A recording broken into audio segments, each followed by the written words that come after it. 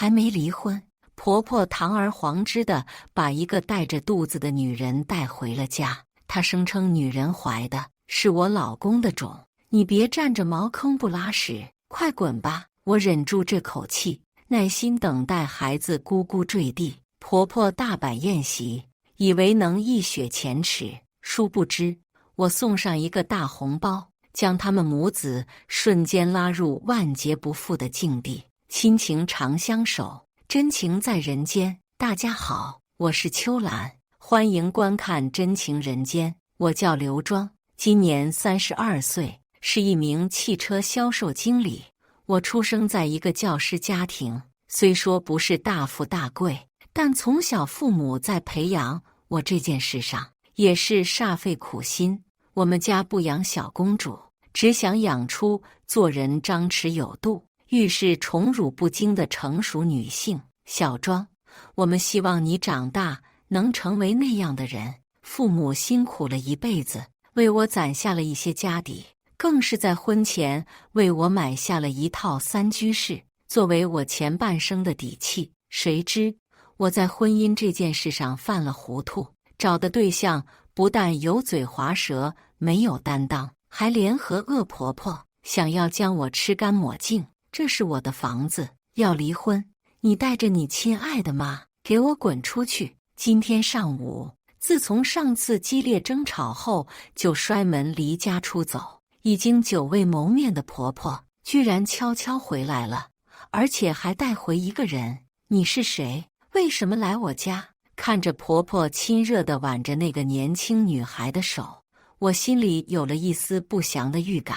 她是这个家以后的女主人，比你这占着鸡窝不下蛋的母鸡强100倍。你说什么？我没听错吧？我都气笑了，简直不敢相信自己的耳朵。怎么了？我说的不对吗？不但她是我家以后的女主人，她肚子里的孩子也是我们老王家以后顶门立户的长房长孙。这个家里的一切都是我孙子的，你这生不出孩子的女人，只配被赶出门去，看谁还敢要你！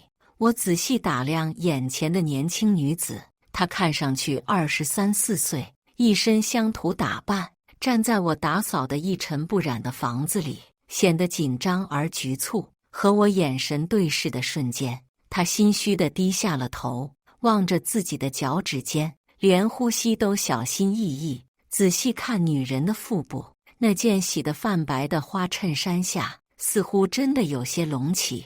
我震惊大过于对婚姻的失望，再看婆婆得意的神色，瞬间明白了几分。这是王阳的种，你确定吗？尽管难以置信，但我还是不死心地问了一句。那当然，你这个毒妇，也不知道是你父母不积德，还是你做多了坏事。我儿子忙活了1年多，每天晚上辛苦耕耘，人都瘦了1圈呢，可你这肚子就是没动静，还是粒粒争气。我儿子跟他在一起1次，这肚里就有了。眼看婆婆还在大言不惭地夸奖着这个来路不明的女人，我已经默默掏出了手机速回：你妈带着你小老婆上门了。在短信发出半小时后，王阳急匆匆赶回家。当他看到正僵持在我家门口的3个女人时，脸色瞬间惨白。妈，你把她带来干什么？他一边说，一边下意识上来拉那一老一少，想把他们推出门去。怕啥？这是咱自己的家，丽丽肚里怀的是以后的主人，怎么不能来了？你别畏畏缩缩的，怕这娘们干啥？拿出一家之主的气势来！婆婆丝毫不让，大嗓门把左邻右舍都引来看戏吃瓜，是吗？那我倒要问问你，王阳，这究竟是谁的家？想当年，我能瞎了眼看上王阳，全是因为这小子生了一副好皮囊，1.85米的个子，细长的眼睛，挺直的鼻梁，长得很像梁朝伟。他来我们4S店实习，虽然学历不高，能力不足，但是人还算勤快，对待客人也真诚。最重要的是，他的嘴很甜，经常哄得店里一众老阿姨心花怒放。刘经理，这饭是我自己做的，你要是不嫌弃，以后我天天给你送。在得知我是经理后，他开始每天给我送午饭。你别误会，我是看你经常吃外卖，又有胃痛的老毛病，有点心疼。人人都看穿了王阳那点小心思，闺蜜甚至说，最好远离这种自己一无所有，想要靠女人走捷径的男人。你们家庭条件相差太大，门不当户不对，要是结合，以后结局不一定圆满。这话我向来不爱听，我一直认为，爱情是两个人用心经营的结果，与家世、门第、学历都无关，最重要还是看人。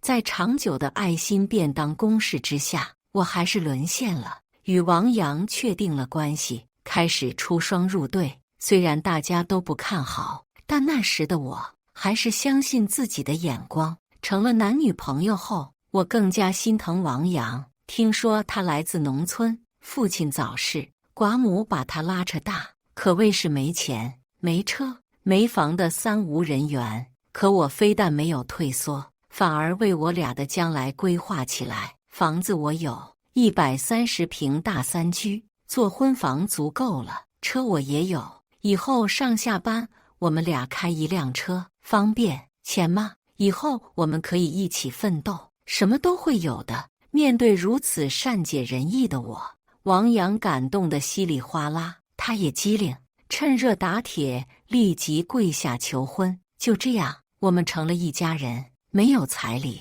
3金，没有婚纱照，蜜月旅行，我就这样把自己嫁了。而婚礼前夕，我也第一次见到了未来婆婆。这个老人看上去很是精明，但是由于文化和阅历不够，算计里又带着些许愚蠢，有时让人啼笑皆非。30多了，村里那么多20出头的喜欢你，挑来挑去咋挑了这么个货？不要彩礼还倒贴房子，他娘家人是脑子有毛病，还是不会算账？我可告诉你，娶媳妇就看一点，能不能生儿子，其他的什么相貌啊、学历呀、工作呀都不重要。就算是七仙女嫁进我老王家，也得老老实实的。这是婆婆与老公日常聊天的内容，被我偷听到的，实际上也不能算是偷听。老人嗓门贼大，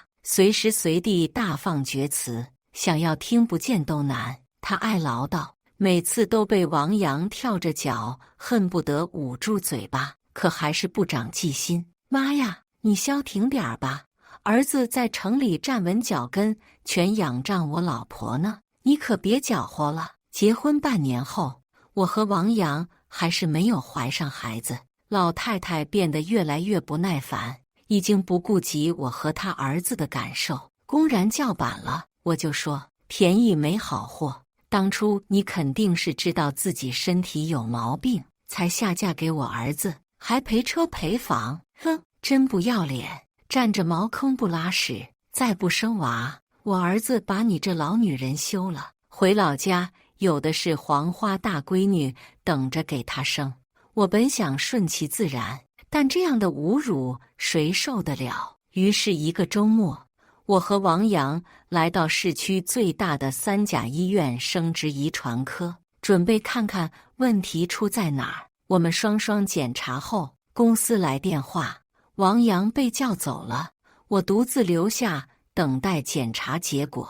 等到2份结果放在眼前，我惊呆了。老公，我的检查结果显示一侧输卵管堵塞，但医生说放松心情，慢慢会好的，你别急呀。说出我的检查结果，我以为王阳会像以前那样遇到难题就安慰我，谁知他脸色铁青，转身跑到阳台，足足抽了半包闷烟。那一晚我也失眠了。本以为他和我一样，对孩子的事情不像老人那样看重，夫妻双方才是最重要的。没想到他也是满脑子传统老套思想的人。第2天，婆婆的冷嘲热讽纷至沓来，不下蛋的鸡浪费他儿子感情，什么难听说什么，这一切，这都是他儿子告密的结果。我不知道，婚前对我千依百顺的老公，怎么会变成了现在这样？我也不知道，那么多恶毒的话是怎么从婆婆口中冒出来的？这个房子是我爸在婚前买的，这是我的婚前财产。你妈，还有这个来路不明的女人和她肚子里的孩子，都必须滚出我的家。我表情平静地说：啥？你嫁给我们老王家了？你的东西不都姓王吗？再说了，丽丽现在怀着王家的孙子，不但这房子姓王，以后也要传给咱的宝贝长孙，不是吗？老太太还在喋喋不休地叫嚣着，看热闹的邻居指指点点。王阳面子上挂不住了：妈，你别说了。沉默了半天，他突然发火了：要不是你说生孩子指望不上刘庄，我怎么会和这个没见过的女人上床？有病原本可以治，现在你把我下辈子全毁了。儿子，你……老太婆难以置信地看着儿子：你让我上哪里去找不要彩礼、不嫌弃我没出息，还有车有房有家底的城市女孩？你还想要人家的房子？我都害臊。母子俩狗咬狗的画面在邻居的讨论中愈演愈烈，我忍无可忍，大声吼叫：给我滚！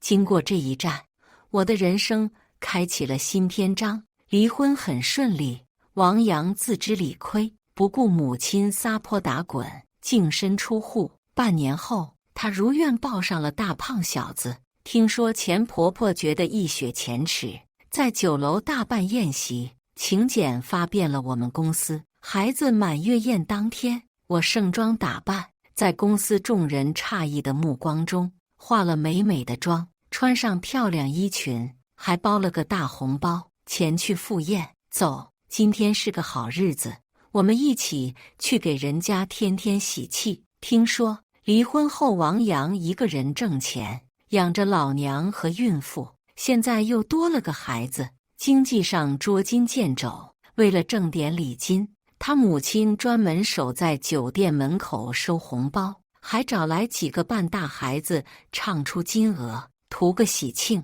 远远的看见我来，钱婆婆脸色稍变，随即转身抱来那个大胖小子，炫耀般斗来斗去，还有脸来，这不是找晦气吗？她小声嘟囔着，逗孩子逗得2里地外头能听见。见前妻来赴宴，不少看热闹的宾客纷纷聚集在门口。